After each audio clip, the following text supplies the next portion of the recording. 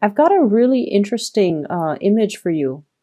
So I see this man. He's about 32. He's about 32. He's wearing a hat. He's wearing like medieval clothing. And he's sort of like a lord or a vassal or somebody who's, got a significant amount of land, and possibly this might be his castle. It's not like the Disney type of a castle. It's a little bit more like a fortress. And I see him kind of stomping his feet, and he's all like, I've had it. I'm done here. And there's a door, so he heads for the door. And as soon as he touches the doorknob and opens the door to the outside world, the castle is no longer a castle. It becomes like a picture of a castle on a stage, like on a play set, like on the wall. It's a picture of a castle. And as he walks away, he hangs onto that doorknob, and it pulls the picture of the castle off the wall. So it's almost like everything that was built was a lie. That's what it feels like to me. Everything that I thought was very solid, a stone fortress or a stone castle, it was only a picture. It was only made of paper. It could be ripped down. It could be rebuilt. It could be demolished. And he's walking from, this, I guess, like a three-dimensional world into this two-dimensional world. And everything was just theatrics. Everything was just a stage setting. And he could, I feel like he made the right choice walking away. So that's the image that I got. And I feel almost like the energy or the tone of this reading is it's somewhat in alignment with the image that I saw. And I especially feel like for many of you, there's a lot of disappointment here when it comes to institution. And it could be a financial institution where you have to jump through a lot of hoops in order to get a loan. Okay, so for those of you who are thinking about like buying a property, you have to jump through a lot of hoops. And at one point, you're just like, this is a lot of BS that I have to go through.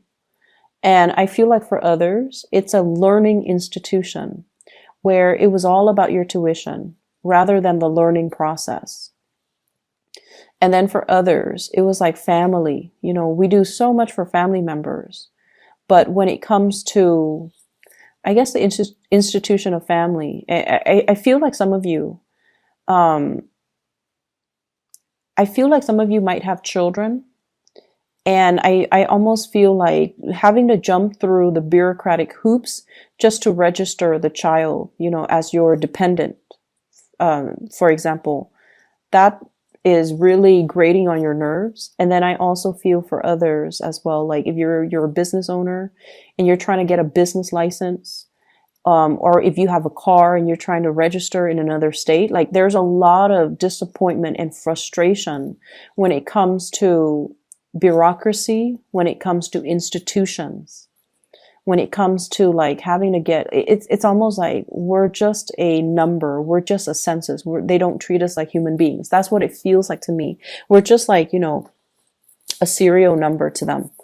And so there's a lot of frustration that I feel coming through with this spread. And, hence the guy at the beginning, like, I've had it, I'm out of here. And then when he walks away, that's when he realizes that the bureaucratic process was set up in that way because the institution or the situation he was leaving behind, it was very flimsy. Okay. People just go in through it. It's almost like it was built on something that we all know to be a joke, but the rules and the regulations are so rigid it's almost like to fool people into thinking that it's a very stable institution when it's not. So everything was a facade. Everything can be broken down, easily revealed, and easily just, exposed. So I feel like there's this disappointment and frustration coming through where you feel almost like you just want to tear it down. You just want to rebuild. You just want to start from scratch. That's what it seems like to me. I also feel like for some of you, There might also be regrets as well. And I feel like this is something completely separate, okay? Completely separate from that first image that I saw with the frustration with bureaucracy, with the institutions and things like that. This is a separate message. I feel like there was a situation here where you're dealing with people and you felt like you were, you felt like you were too rigid. You felt like you should have, said things in a more delicate manner. Okay. And this is definitely like, somebody that you care about or a group of people that you care about, and you were voicing your frustration or you were venting and you felt like you should have been a little bit more delicate or a little bit like, you should have held back a little bit. But when a Leo is upset or when a fire sign, any fire sign is upset, they're going to give, people a piece of their mind. And I feel like if this hasn't happened already, just be a little bit careful about how you vent or how you come across, because with fixed signs, our energy is really, really strong. Okay. It can be very intimidating when we are like, when we believe in something really, really strongly and very, like if you have a truth and you want to speak, you can rile people up to kind of like to lead people to fight for your truth. That's how powerful you are. And when you absolutely hate something, you can convince people to hate it just as much as you can. Fixed signs have the ability to do that because they feel things in a very binary way. They either love something or they hate something. They're either for something or totally against something. And they're very passionate. So make sure that you use your gift of persuasion to do the right thing, and make sure that you are a little bit more moderate when it comes to your view so that you don't isolate segments of the people that you want to have on your side. Does that make sense? So this is about being a little bit more diplomatic. This is about when we're upset to not speak from that space of anger, but to kind of like take a moment to calm ourselves before we speak. So speaking from a place of emotion, I feel like if you're dealing with people who are a little bit more cerebral, who are a little bit more facts oriented, who are a little bit like, like either scientists or academics, or if you're trying to present something in a very factual manner, make sure it's the facts that you're using to back up your argument rather than the emotions that you're using to back up your argument. And so that's what I feel. It's almost like this, things boiling over. So you want to moderate your emotions and you want to make sure that you're seeing both sides of the story, okay? Because obviously there are always two sides to the story. There are always multiple things, multiple solutions, multiple angles, multiple viewpoints. So we kind of have to weigh out the pros and the cons, and we also need to weigh out, as well, is it worth stirring the pot? Okay? Is it worth stirring the pot? Finances for you guys for this week is looking really good. And I feel like for many of you, there might have been like new job offers, new promotions, new projects that you're dabbling in. And I feel like generally you guys are quite, resourceful. You're very resourceful. You can, make do with a lot less than other signs. You're very resourceful. And I also feel as well, it's almost like being able to cook for 10 people with like things that you scrounge up in your refrigerator without having to do the grocery shopping. So it's like that, being able to scrounge up a lot of resources, being able to, if you have been worried for whatever reason about a loan, if you have been worried about, am I going to be able to make ends meet? I feel like you have more than enough resources at your disposal, but I definitely feel like you're not struggling. There's a lot of financial abundance coming through with the spread. We start out with the Two of Pentacles. we escalate to the Six of Pentacles and now to the Seven of Pentacles. So progression in that regards, it's always really good. So I definitely feel like maybe the beginning of the year, things have been a little bit rocky for you financially. And I feel like it's not so much the financial resources per se. It's more like, what do I have lined up? What project is next for me? Some of you could be performers and you were worried about your next gig and you were worried about whether or not you're going to land a contract. And I feel like this is the month, if you are in that, situation, like at the beginning of the year, things have been really rocky. You might have gone on a lot of auditions. You might have, spent a lot of money buying plane tickets, by traveling, buying the right clothes even to fit that role.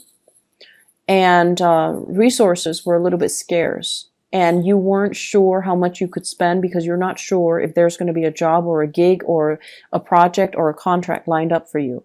And this is the week where things are going to be really good. I definitely see work contracts. I see as well, I see a lot of people looking over like a contract of some kind. And they're telling you, here are the rules of the conduct, like the rules of our organization. Here are the things that employees are not supposed to do. And you're reading over it and you're just like, wow, this institution or this place is a little bit strict on their employees. I see as well, the work contract will have numbers. And it will have like, this is how much you're getting paid. This is how much, you have to pay into health insurance, unions, and things like that. So I feel some of you might be shifting into possibly like a public sector, working for the government, working for the state, working for the county, working for the city, something that is a little bit more structured. And it could be, a little bit rigid as well. But you're looking at a lot of paperwork and I see a lot of people signing their names, okay? Legal contracts too. I'm also seeing as well, there are some situations here when it comes to child support, alimony, child support, somebody going to court, somebody having to be in front of a judge, and there are contracts drawn up. This is how much we're taking from your salary in order to pay the child support or to pay for the alimony. Or voluntarily, like on a voluntary basis, you might have some type of a spoken, like a verbal agreement between you and a significant other about how much you need to or they need to pay when it comes to child support. When it comes to like dividing up the time, the kids are going to be here today and here the next day. And then based on that, you're going to draw up the terms of, child support, alimony, etc. So I do see a lot of legal things, and I do see like, it could be a source of frustration. It could be a source of frustration. But I feel like this is the week where things get resolved. Okay, so if this is an ongoing thing, if there has been like lack of compromise or lack of agreement, or if the agreement has been very, very slow in coming, if there has been, court dates that are set and then reset, because let's be honest, that Mercury retrograde period in the past was not easy. Okay, it just ended on the 6th of December. So I feel like things are straightening themselves out. So there's going to be a lot of communication in that regards. I definitely see the financial situation is really good for you guys. So I don't feel like you need to worry about it too much. But I feel like there are divvying up of responsibilities and especially financial obligations. If somebody has been reneging on their financial obligations, like if they're not paying their dues, if they're not paying the child support, and especially if they're not paying whatever it is that it's their responsibility to pay, there's going to be kind of like that gavel slamming down, telling them that this is what you owe, this is what you need to pay, and this is, what your obligations are financially. So somebody is going to be made responsible for their financial dealings. And I feel like if you felt like you have been wrong, this is like divine, karma coming back around. to right a situation, and it's going to be in your favor. Okay, so don't fret over it. The last thing that did show up here in this spread is a lot of travel, a lot of movement, possibly a major relocation. And I feel like you kind of need to save up. Okay, so if you are thinking, for example, I'm seeing like needing to save up for that move, needing to save up for that change, and you kind of need to do it right now. So I don't know if it's coming in the June timeframe of next year, but I feel like it's going to happen faster than you anticipate. So like if you're waiting on a situation, if you're waiting for, the job or relocation, selling property even, whatever the situation is, there's a need for you to save up and stockpile some money, because the new change is going to happen a lot sooner than you thought. And so you want to stockpile up and you want to be ready for it when it comes.